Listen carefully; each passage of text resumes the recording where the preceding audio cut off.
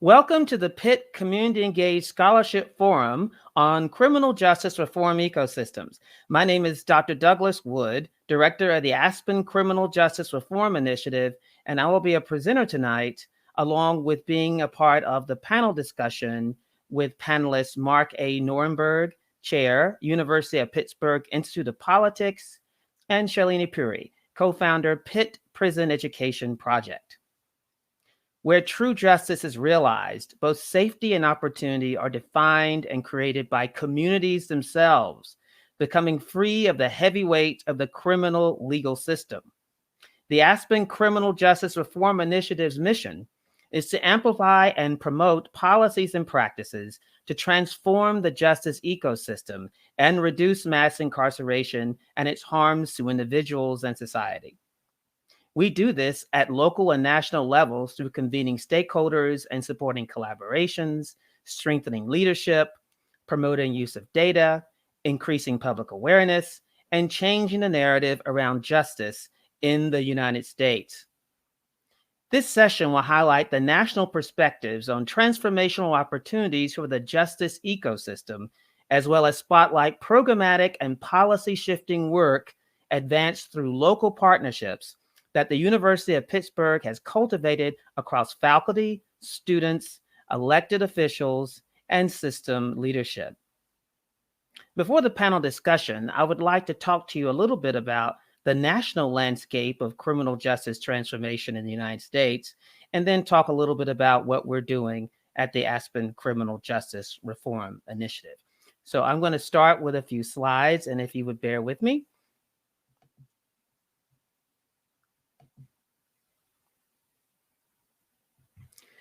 So let's start with the national landscape of criminal justice transformation efforts.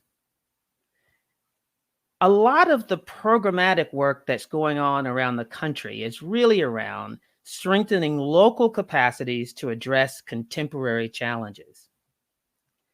Recently, the John Jay College of Criminal Justice and the National Organization of Black Law Enforcement Executives have partnered together on the Future of Public Safety series, and they identified 9 core points of consensus that guided the work and are the framework for a roadmap provided to communities. So there's been a coalescence of national scale and focus when it comes to really giving communities the tools to be able to define for themselves what safety and justice means. So these 9 points of consensus include, of course, everybody wants the same thing: to be safe. Beyond the police, other institutions and public servants must play a role in delivering public safety services. Healthy communities or safer communities. Community voices need to be included and respected in the process of defining public safety. Less wealthy and most often Black, Indigenous, people of color neighborhoods are often over-policed when it comes to investigating presumed criminal activity and are also under-resourced. Society has effectively criminalized mental illness, homelessness, and substance abuse, in part by assigning police as the public agents most often responding to incidents of substance abuse and psychiatric episodes. Trauma, specifically in poor communities and communities of color, caused by negative interactions with police, food insecurity, unavailability of quality housing, and interpersonal violence is prevalent across the country. Society must address how police departments think about and address issues of race, racial animus, and implicit bias.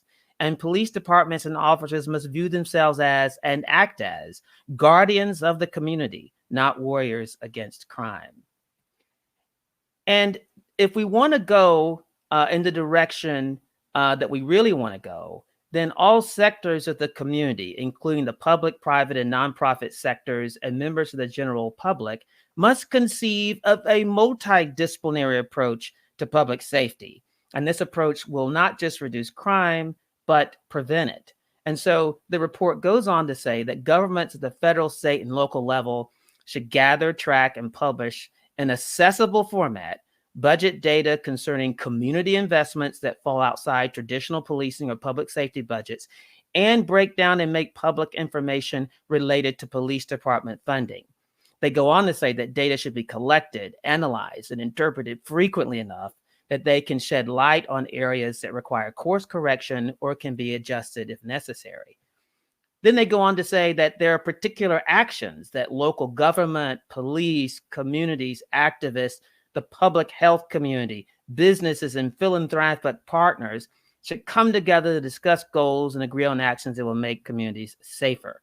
So that includes improving transparency, ensuring that government social services are most effectively marshaled to keep the public safe, to better involve the public in the budgetary process, and to bring parties together for partnerships to improve public safety. And I would encourage all of us to take a look at that report from the John Jay College of Criminal Justice.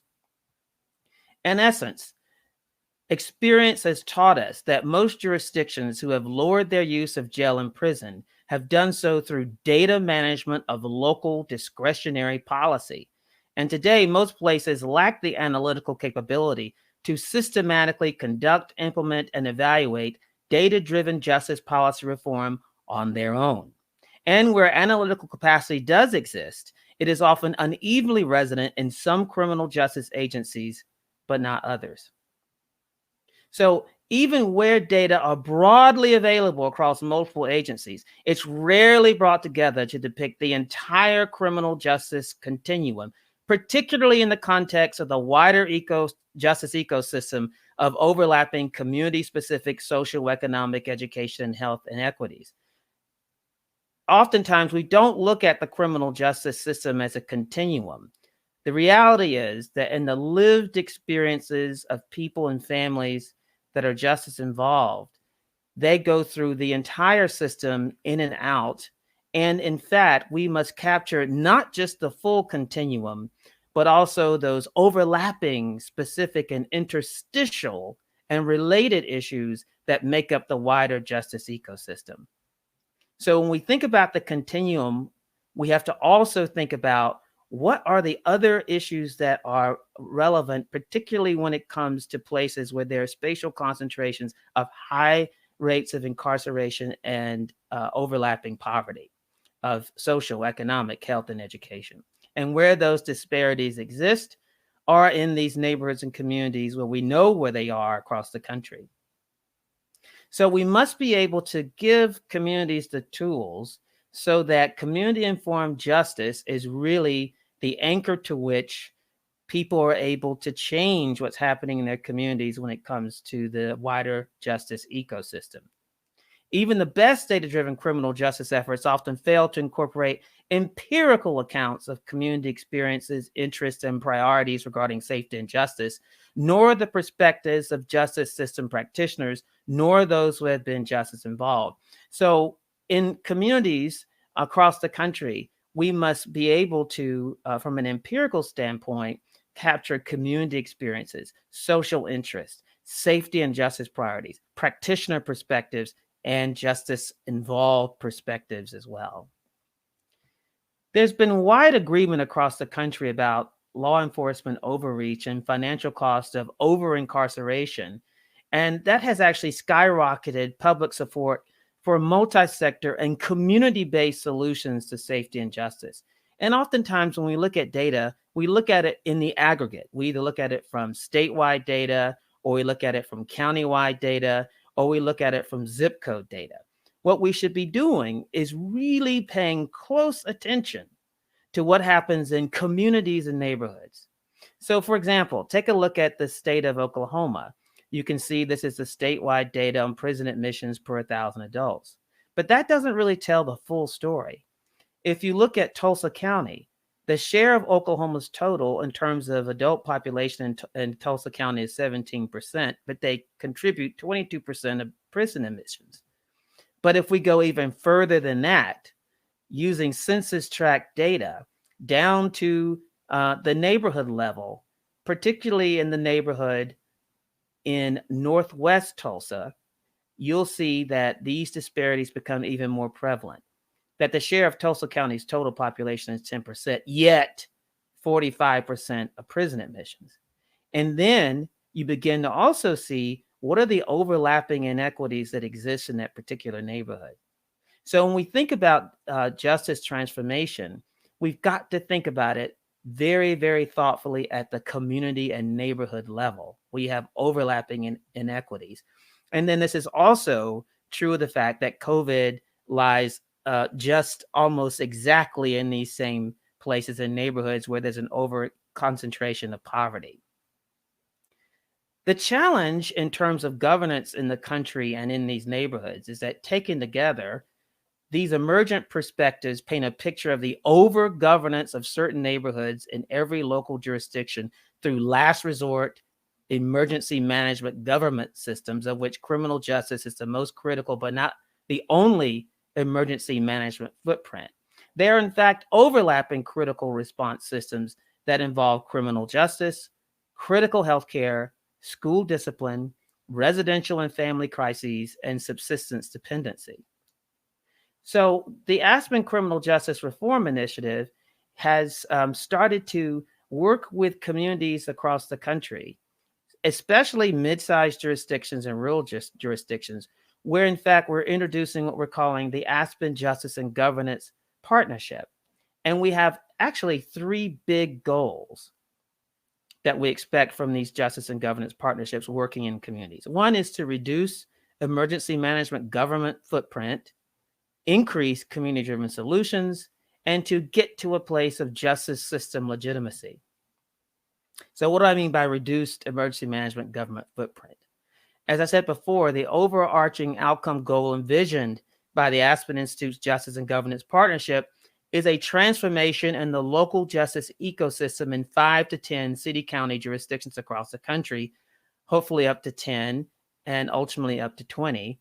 By that, we mean a meaningful reduction in the wider complex of highly concentrated emergency management government operations in high incarceration neighborhoods, including reductions in the criminal justice footprint, the critical healthcare footprint, the school discipline footprint, the residential and family crisis footprint, and the subsistence dependency footprint.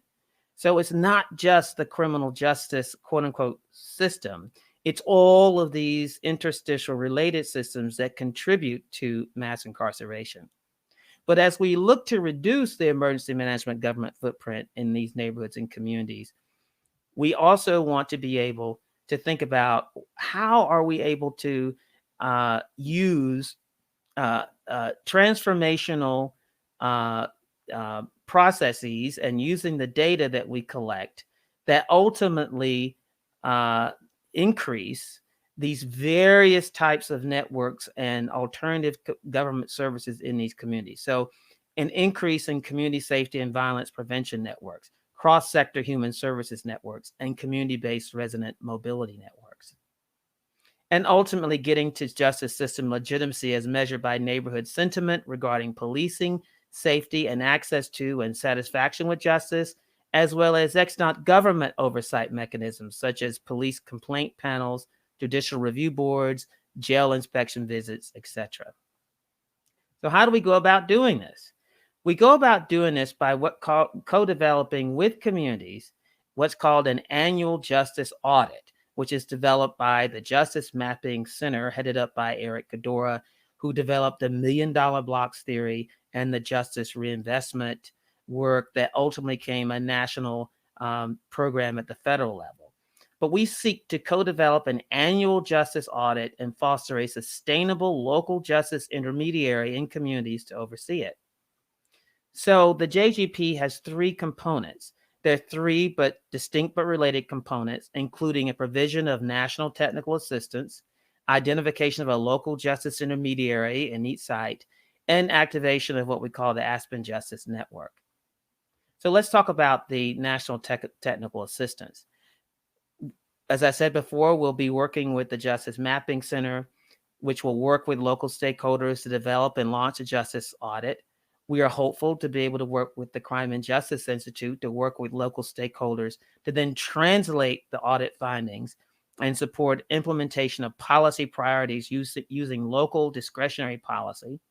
We also hope to work with another national assistance organization that will work with local stakeholders to press supportive state and federal policy and statutory reforms, particularly if there are barriers at the state level. And then we're working with Equal Measure out of Philadelphia to conduct process and outcome evaluation of the Criminal Justice Reform Initiative, Justice Audit, Local Justice Intermediary, and ultimately the Aspen Justice Network. But what is it about the Justice Audit, and what is the Justice Audit? Well, the Justice Audit, the Justice Governance Partnership is anchored in the production and review by each local jurisdiction of an annual justice audit for the wider justice ecosystem. And this is the next step is critically important, followed by facilitated production and implementation of an annual justice reinvestment plan.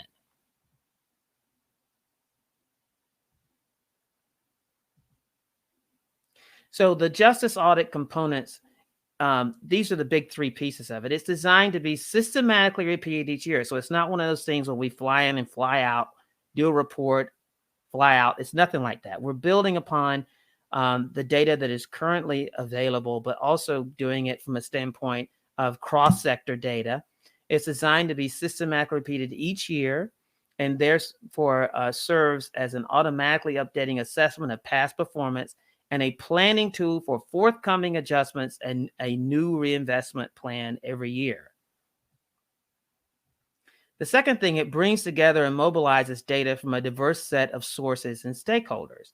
So you see here, we'll have criminal justice data, human services and other governmental data, non-governmental data, census-based socioeconomic GIS data, and critically and very important, sentiment survey data, so that we get a sense of a community's justice priorities, whether they feel like they have access to justice, whether they feel the system is legitimate, and questions of safety and fear.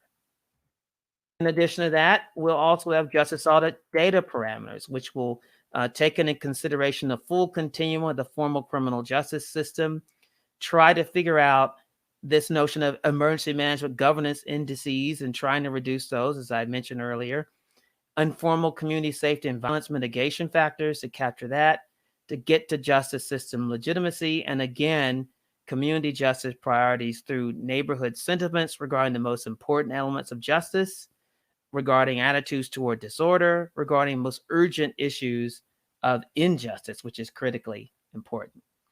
And then finally, we believe that an interactive data visualization and depiction of the data at the census tract level. Again, this is not county level data. It's not state data. It's not county. It's not zip code. It's neighborhood and community level data. We want to make sure it's highly visual and transparent, very much similar to the recommendations of the John Jay College report. And then finally, the local justice intermediary is where this work will be housed, because they will be the ones leading the development of the first 2 years of the justice audit, working directly with the national TA providers. And then over time, the third year will take over responsibility to produce a second justice audit and reinvestment plan with only backbone support from national TA providers. But I want us to pay close attention to the third bullet on the left side under national TA providers lead work with stakeholders during the development phase, because what we want to be able to ultimately do is to foster braided social purpose budgeting solutions. I'm going to repeat that.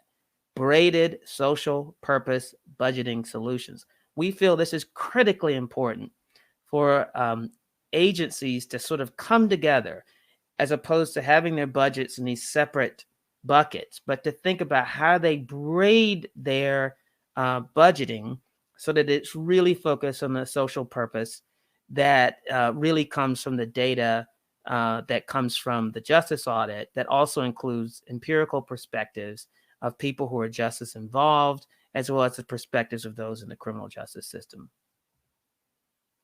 And then finally, I know I keep saying finally, but finally we get to the Aspen Justice Network, which will include all of the jurisdictions that we'll be working in. And these are our main and important objectives. Number one, foster diversity, equity, inclusion, and talent development among leaders in the network, share knowledge, experience, and expertise, support communications within and across the network, advocate for dedicated funding and investment in the work of the justice intermediary, engage in transformational justice policy advocacy, and implementation in local and state jurisdictions, and contribute to ongoing process and outcome evaluation for the purposes of continuous improvement and aggregated findings across the network. Now, we're not going to take any questions now, but what I would like to do is encourage all of you to submit questions for later, because later we'll have an opportunity for you to submit questions in the chat mode, and then we'll be able to address those questions once we move to the panel discussion. So at this moment, I would love for us to move to the panel discussion.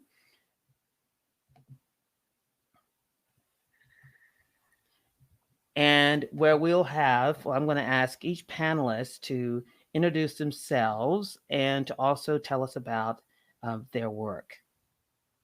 So we're going to start with Shalini and then Mark. So Shalini. Thank you. Thank you so much, Dr. Wood, for the incredible scope of that overview and for the arguments for regular, ongoing, cross-system data gathering and analysis. Really appreciate that. And Chancellor Emeritus Nordenberg, I know that you will soon be talking about the Institute of Politics work on Allegheny County. So I thought maybe I could contribute a micro-level look at what Pitt students and faculty have been doing in rural southwestern Pennsylvania prisons. Prisons whose very location isolates prisoners from their communities and family supports, which are often urban, usually Pittsburgh and Philadelphia. So I'm Shalini Puri. I'm a professor in the English department. I'm a co-founder of the Pitt Prison Education Project, along with 3 other faculty members, Chris Bono, Nancy Glazner, and Corey Holding. We, Pitt Prison Education Project, taught our first course in 2017. Since then, we've enrolled about 400 students, both Oakland campus and incarcerated students. And with the support of the Chancellor and the Provost, our incarcerated students now get official Pitt credit. So we're expanding into more disciplines, more of the arts, and also STEM. Our hope is to offer a full liberal arts curriculum that would support a degree for the incarcerated students. So we've also done some kind of supplements to coursework through volunteer tutoring by grad students, arts and social justice programming with visiting poets and actors. And we do some courses that are specifically oriented towards incarcerated students and that serve as a kind of on-ramp to college education. But most of our courses are run on the Inside Out model, which was developed at Temple University, in which traditional college students study with incarcerated students, in our case, at a maximum security prison. So these are regular college courses. They provide content knowledge of the discipline. They have all the benefits of small, intensive, discussion-based seminars. But in addition, they carry all the benefits of immersive learning, experiential learning. They have a strong collaborative component and the opportunity for exchange of perspectives between ordinarily segregated groups. But content knowledge aside, prison education for me is a way to train the imagination, to slowly and incrementally change the culture of prison and to change the narratives around crime and incarceration.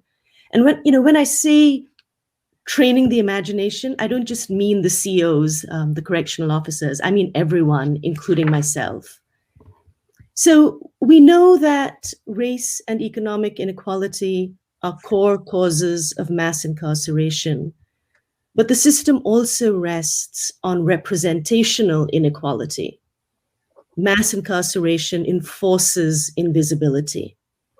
The location of the prisons is just one example of that. And so I thought what I might do is share 2 haiku by PPEP students where they talk about invisibility and seeing.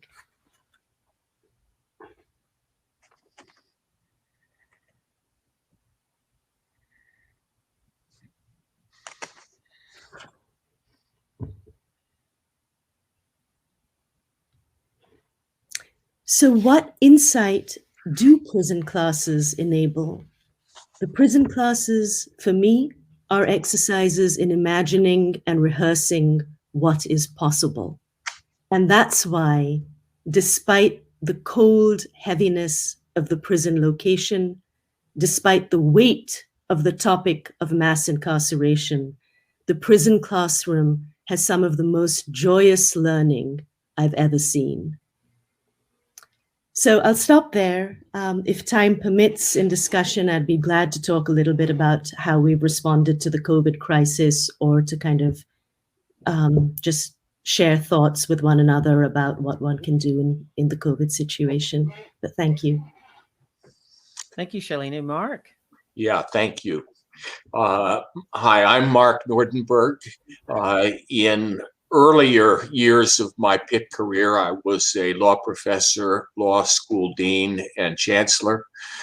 Currently, I serve as chair of the Institute of Politics, also known as the IOP, which you'll hear me use frequently during my brief remarks.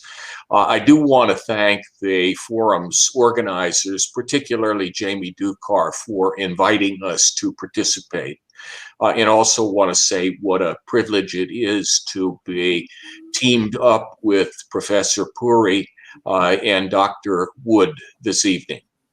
And I need to give credit to those within the Institute of Politics who have been working very hard to advance our criminal justice initiatives, particularly Samantha Balbier, the IOP director, Aaron Lauer, who is our senior policy analyst, and Fred Tiemann, who has been my partner in this initiative for 6 years now.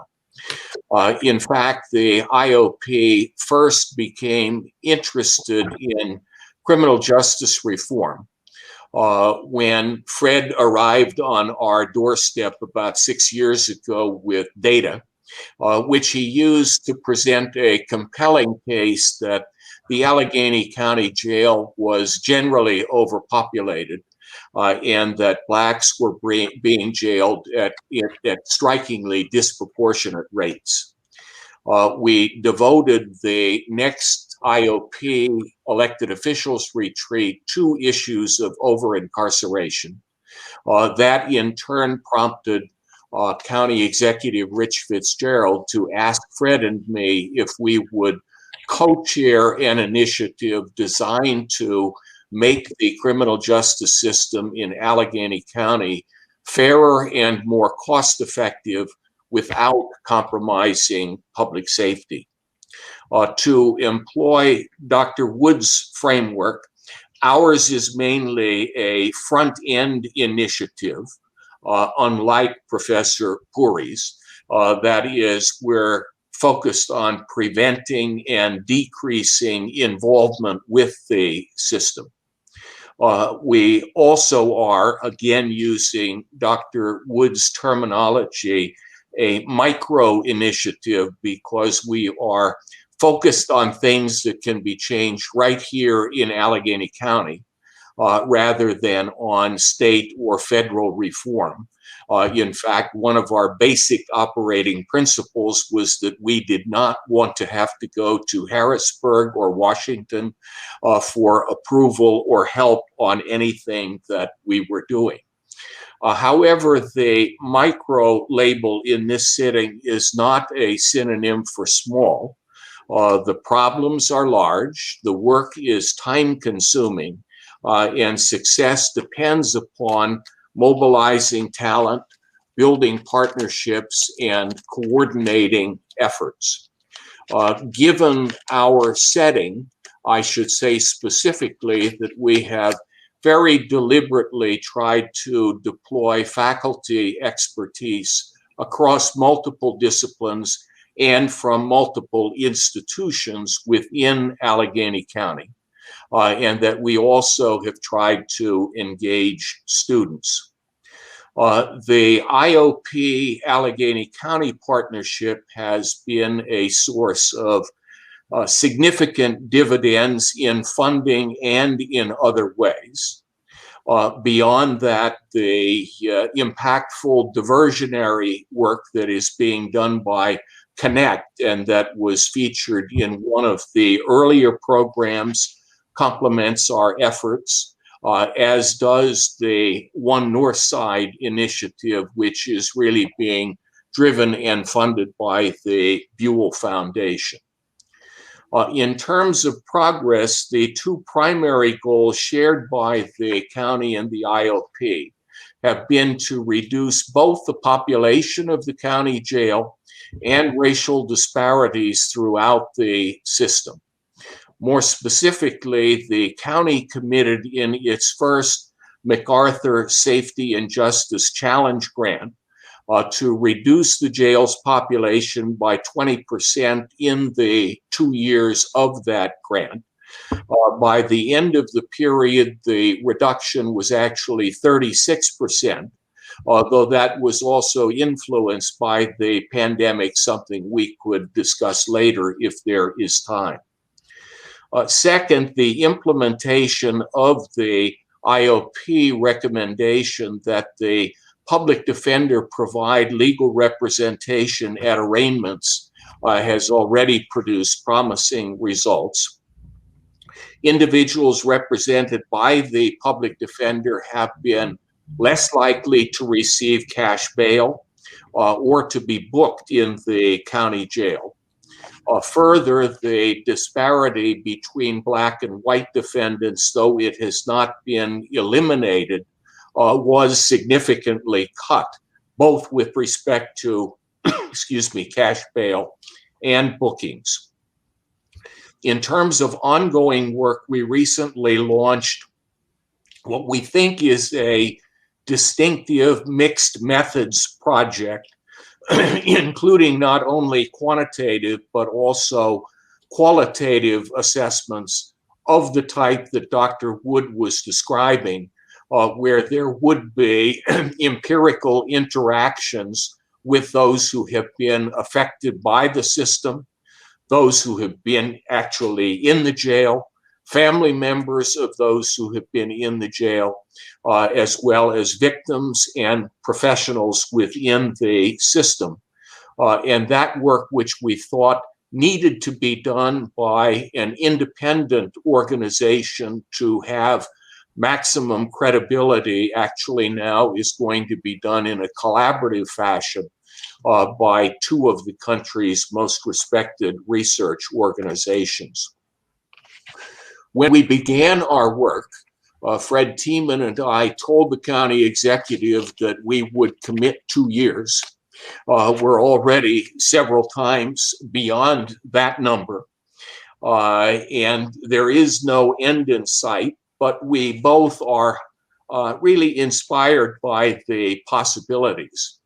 When I need a little bit of a boost, I sometimes reread the New York Times article describing President Obama's visit to a federal prison, the first ever by a sitting president, at about the time we launched this project.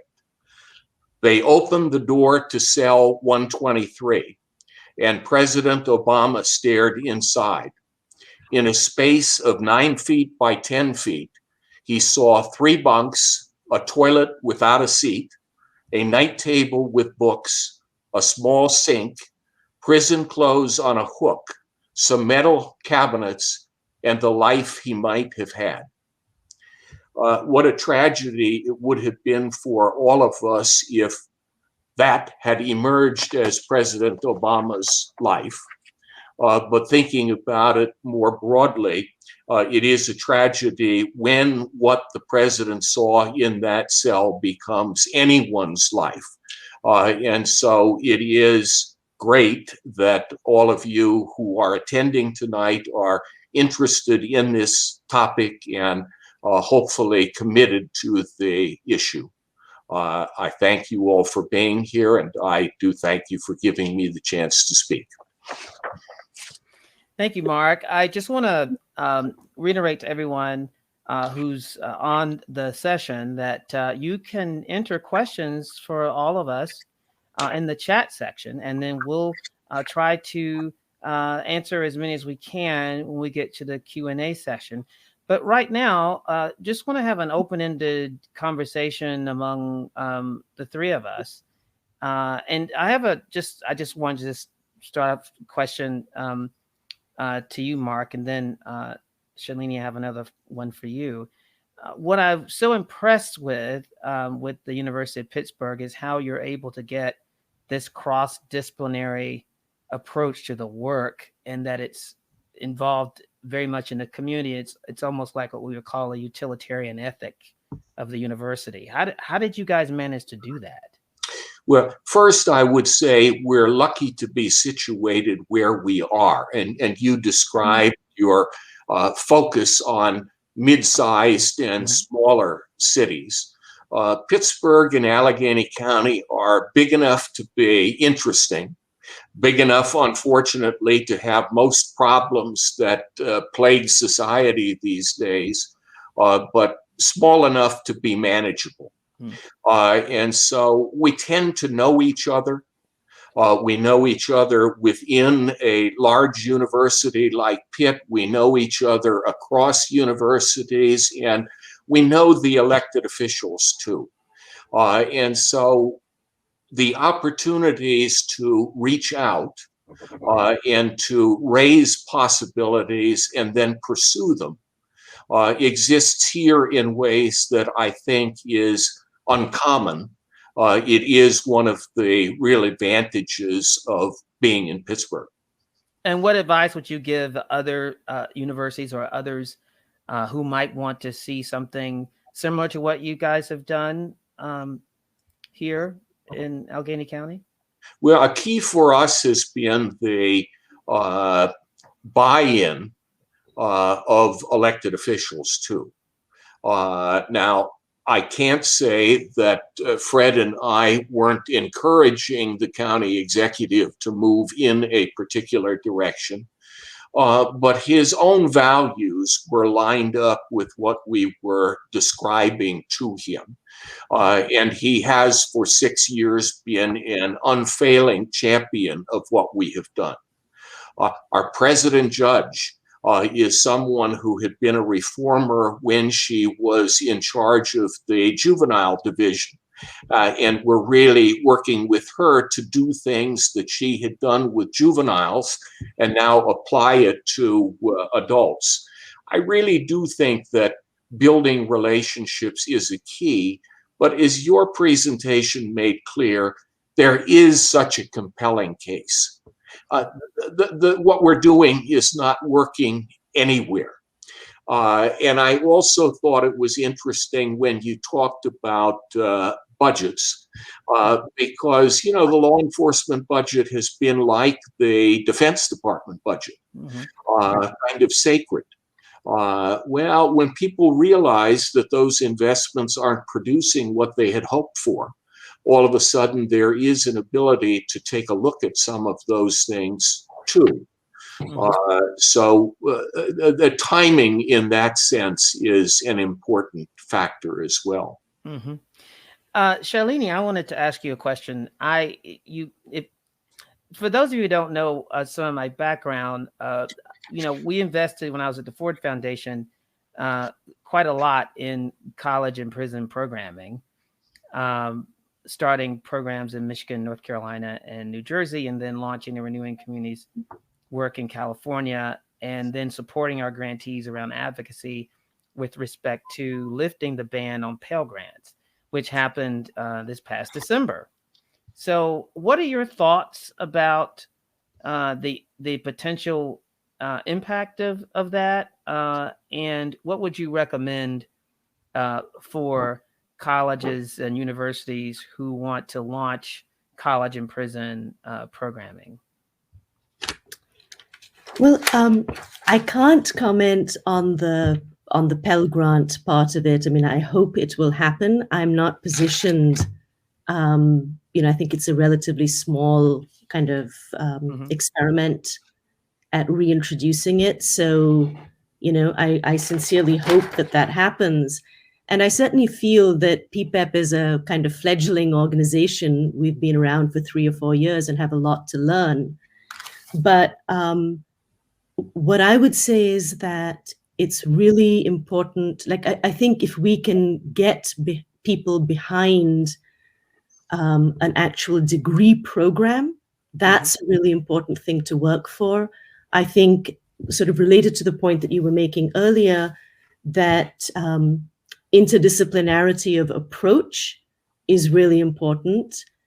And while Mark was talking about the incredible pulling together of people from all of these different sources, we're still building, right? So we're still working out how to get faculty in arts and sciences, where we do have something of a presence, how to get people in arts and sciences talking to people in the law school, working with the interface across social work and the Department of Education. So I think, I think for any organization that's building, there's a certain amount of time that one has to kind of work on a volunteer basis in order to kind of get a track record, persuade people. And then once you're past that, I think the goal should really be to kind of try to, as you were saying with data, one has to be able to accomplish it in a way that's not piecemeal. But I think, I think we've done, I guess there is one other thing that I might have to add to that. And that is, it seems to me that one needs to make, that is, any individual needs to make some decisions about whether they're going to be working primarily within the prison, working with the prison administrators, or whether one is working in a more activist capacity outside. And my experience thus far is those two roles don't mix well. And they're both incredibly important, but it's hard for the same person to do them both. I don't know if that answers. Oh, yes, absolutely. And one thing that was interesting to me, just listening to both of you, is if you look at the continuum that we talked about earlier, the front end, what happens, trying to make sure you prevent people from going in the system to begin with, and then the middle part, which is what happens inside prisons and jails, and then the reentry part. So the question is, how do we get greater support for reentry service? I remember when I was trying to get colleagues and other foundations to invest in reentry, one person said to me, "Oh, that's too complicated." So we don't want to do reentry. So what are you guys' thoughts about that? How do you get greater support for reentry? Because it seems it's all kind of, connected when you think about the lived experiences of people. Well, one thing is the power of effective examples. So we did have some people in from New York for a big conference about 15 months ago. And the work of the Fortune Society up there and what they have done to effectuate what are promising transitions back into a life outside of the prison or the jail is something that is encouraging. And there's another encouraging sign here in Pittsburgh, and that is a lot of the major employers are now partnering with government to create a kind of one-stop facility for the homeless that will include medical facilities and substance use facilities and counseling facilities. So it's much more than a warm bed for a night. And if you get people committed to something like that and they see it working, it's a pretty natural extension, I think, to have it work in the criminal justice system as well.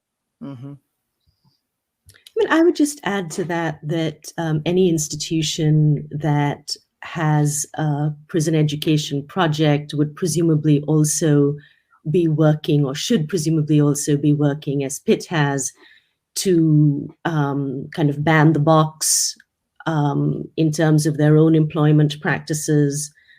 And to just, I mean, I think the overall point you're making that's really, really important is to embed whatever prison education coursework we do in community life more broadly. And the other thing that I will mention there is that there is the Elsinore Bennu think tank in Pittsburgh that is specifically of returning citizens to kind of facilitate their reentry. And that, I think, plays a really important role. If I could give a quick endorsement before the point is lost, I do want to say that Shalini's program also does have sometimes a life-changing impact on the students who participate, so that they're involved in wonderful work, but their involvement in that work can take their lives in an entirely different direction, and I have seen that. That's so critically important. Shalini, when you were talking, it just reminds me of the transformational power of education. Can you say a little bit more about that in terms of your student experiences? Well, actually, there are a couple of slides where the students have talked about it, both the inside and outside students. So if we could pull those up, I feel like they can say it better than I could. Could you read that to us?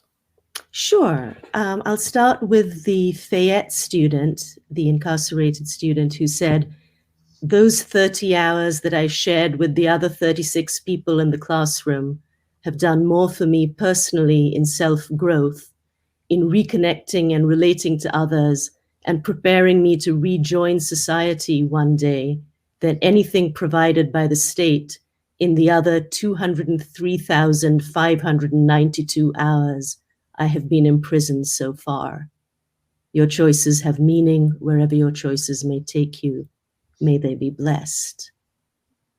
And the Oakland campus student said, "The course built a community of respect and encouragement while also taking risks and leaning into creative spaces I normally would have shied away from. The feeling of community and power, of community building for hope and better futures will stay with me. I learned to have more faith in myself and my abilities, and I was inspired by the Fayette students." And this, by the way, was a theme. I mean, it would often happen that the Pitt students were just kind of, that is the outside Pitt students, were just blown away by the quality of the work, the commitment, the degree of preparation that the inside students brought. Yeah, so, and many of them go on after that. I've heard there've been students who had, one career track and then have changed. So yeah, I really do love the comment by the Oakland student about the class transcended school as a career and delved into what it means to be a human being. And then what about the impact of the faculty who have been involved in teaching? What are their thoughts about that? I mean, I can't speak for the others, but I mean, it is an incredibly rewarding experience because, you really go back to the fundamental questions of why do we teach, right? And you get to kind of reinvent the discipline. I mean, I remember when I first started teaching seminar and composition, right? I mean, this was before I ever taught in prison. I asked myself, what do I want my students to take away? Like, what is my goal in teaching this? And I thought, what I would really like is if a student is ever called to serve on a jury in a capital case, I want them to be able to follow and critically analyze the arguments, because in a very real way, a person's life is at stake. Mm-hmm. And so at some level, it's about citizenship. Right? Mm-hmm. And the faculty who are involved in our program aren't teaching. They aren't engaged in that kind of activity, but I think it gives them a chance to think about things in more human terms and to contribute, they feel, to the betterment of the community that is their home. And so we have been able to draw people from constitutional law, criminal law, criminology, race, social work, and again from Pitt, Carnegie Mellon, the community college, Duquesne. And I think they really don't see this as an added responsibility. They see it as a new opportunity. And that's the way I look at it too. That kind of reminds me of what I was talking about in terms of the wider justice ecosystem, right? And then trying to bring these different disciplines and thought into the conversation. Did you guys have any particular questions or reflections on kind of the work that Aspen is doing and proposing and working in partnership with some of these communities across the country? I had two reactions. One was, I think one of the really intelligent things that we did in our project was we started by coming to agreement on a statement of principles. Mm-hmm. And once we had those 6 principles, it became much easier to have constructive conversations about the specifics because you could always go back to that framework. And so I really thought that the way you presented your 9, I think, statements of things that we all could agree to, that we would want within our communities was striking to me. And I do think that the expertise that you're bringing would be so helpful in almost any community that it seems to me to be an exciting undertaking. Well, I have to give total credit to John Jay College of Criminal Justice for those 9, but we were thrilled to see that they also coalesce with what we had been thinking, particularly when it comes to working in partnership, with communities, and particularly communities where there are these spatial concentrations of high rates of incarceration and overlapping poverty. I'll just add to that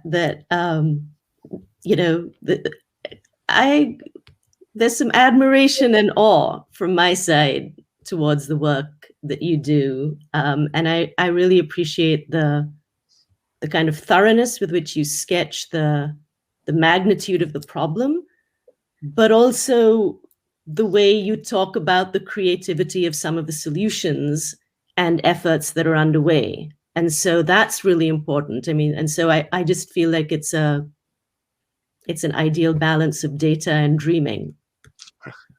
Well, dreaming is a big part of it. That's true. But as University of Pittsburgh has shown, those dreams can become reality when you're working directly with communities and community partnerships. Shall we transition now into the Q&A session? And I will encourage those of us who are participating, if you're listening, to submit your questions through live chat. And one of the questions that has come up, it says a question for any of the panelists. And I actually jumped the gun earlier because one of the participants asked a question about reentry. So we really appreciate that question. But going into the Q&A mode now, a question for any of the panelists: how have the widespread calls for defunding the police that started last summer influenced your work? Has a shift in the public discourse shifted how you think about your goals? I'll ask either one of you to address that, and I'll also try to address that question as well. Well, I may have been more directly involved in this particular issue or thinking about it. And to go back again, we believe from the start that there ought to be a different level of accountability and a different assessment of investments and results when it came to budgetary investments in the criminal justice system viewed broadly. And in fact, we recognize that if we dramatically reduce the population of the Allegheny County Jail, there would be a savings of monies that could be reinvested in other things. So I would not say it changed our thinking. On the one hand, it may have given initiatives like this look an extra push. On the other hand, a lot of people do recoil at the phrase defund the police. And so you have to guard against creating the kind of backlash unintentionally that would in some ways undermine your efforts. And the police, I would say here, have been very interested partners. It was interesting to me a number of years ago, I saw this figure coming toward me on the first floor of the Cathedral of Learning, where Professor Puri and I each have our offices. And as he got closer, I saw it was the chief of police. And he was going upstairs to participate in a program at our Center on Race and Social Problems. And I thought, when you have those kinds of interactions, it's a reflection of an interest that is likely to be useful when you're talking about other things. And I think these days that everybody recognizes that there have got to be better services provided for these moments of crisis that really don't involve crime, but have police officers responding and situations unfolding that no one would have liked. So those kind of investments really are necessary. Shalini, did you want to respond to that question? Sure, I can. Of course, those calls for defunding the police that started last summer came just before or right around the time of the COVID closures, right? When a lot of our in-person work in the prisons was suspended. So I haven't been able to see much of how it's transformed things on the ground. Of course, for anybody who's been involved with the justice system, the information is not new on the one hand. And on the other hand, I will say that from the side of the PADOC, just references to Black Lives Matter are considered inflammatory and worthy of censorship. So that hasn't changed either. Mm-hmm. I think from our perspective, we've always thought of it, first of all, in terms of engaging various groups and stakeholders in the community, including law enforcement. And, we believe that the notion of justice reinvestment is a much more helpful way of framing it. We've had some really productive conversations with activists and police chiefs in some of the communities that we're working in, where there is, common agreement in terms of challenges that might be existing in communities, whereby, for example, we might want to put more investment in mental health and working with messengers in the community who can diffuse and de-escalate certain situations that they would be better equipped to do than the police, without thinking about it in terms of the funding, but really saying, well, we need to reinvest more on this side of it. And in many cases, in the communities we've had conversations with, there's been widespread agreement among law enforcement. Yes. So I think it's a matter of really trying really hard to get people around the table without using that particular nomenclature, but to really think about, how can we come together around common goals, which is really one reason why we're trying to move communities and work with communities around this notion of braided social purpose budgeting. Yeah. So I think that's how we've done it. Another question: how, if at all, does your work connect with the work of the Pitt CECs? Will you look to it in the future?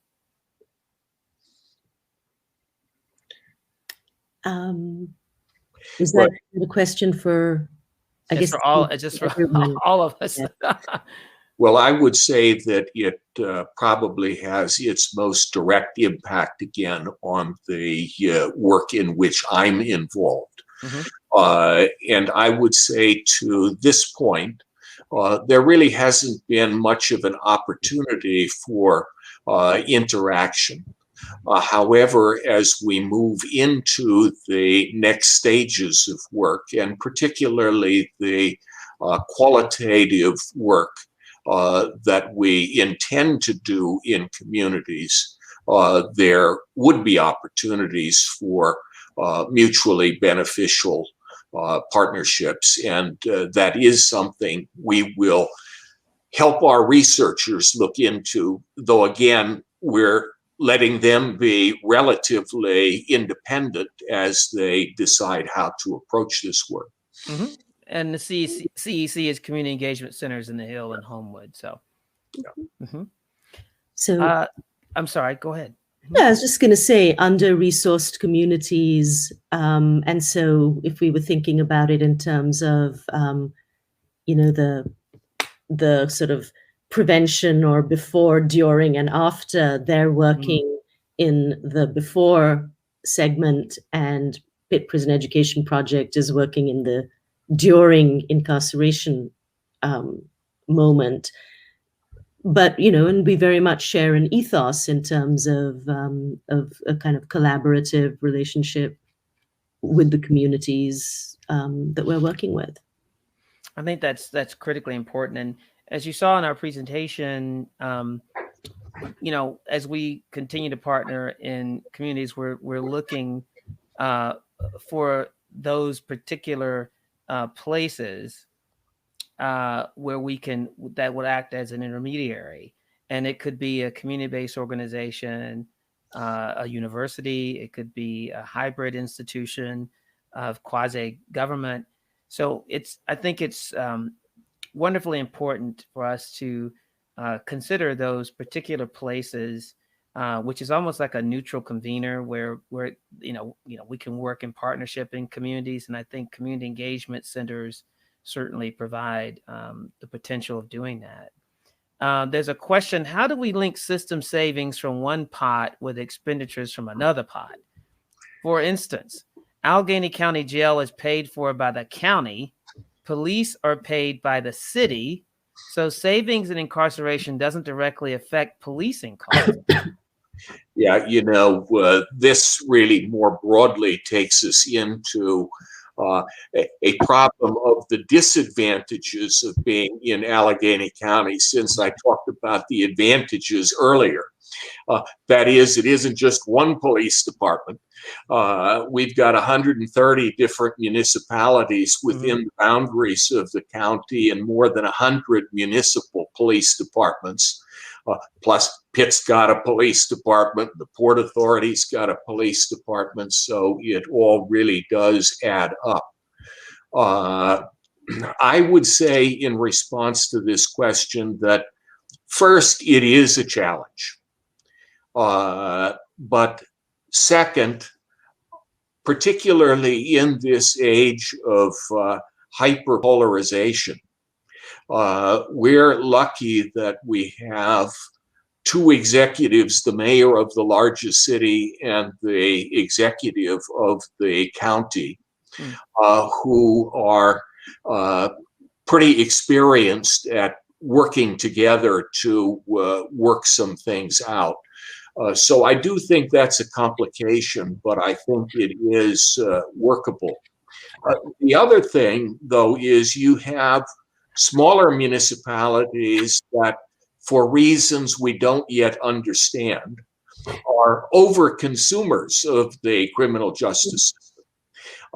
And so to go back to the budgeting question that was asked earlier, one could ask, well, do you treat the county jail as if it is simply an unlimited resource for anyone who wants to send potential residents its way?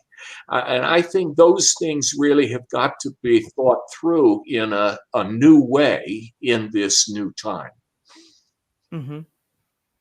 And I think you're absolutely right about that. I think it's going to be a real challenge, particularly when you have sort of these multiple pots within a particular jurisdiction. But I also think it's certainly something we should be focused on and should be aspirational in terms of how we bring this together, particularly when it comes to any cost savings that might happen when you're thinking about a justice reinvestment plan in particular jurisdictions.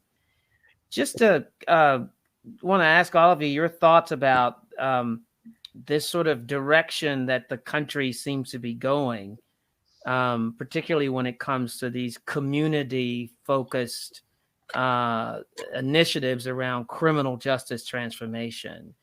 What do you think will be the advantages and the challenges as the country is moving in this direction?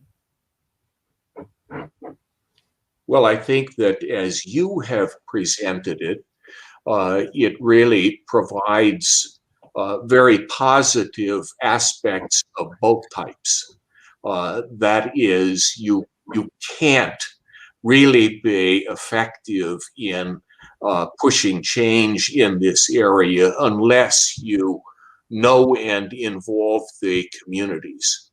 At the same time, I mean, there you are at Aspen. MacArthur does some of the same things.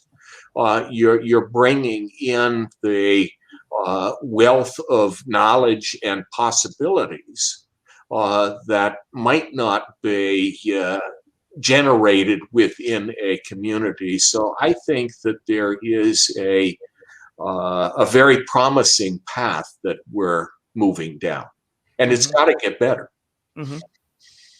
Well, there's a possibility. The George Floyd bill, which is now under consideration in the House, does have a provision in there for community innovation grants.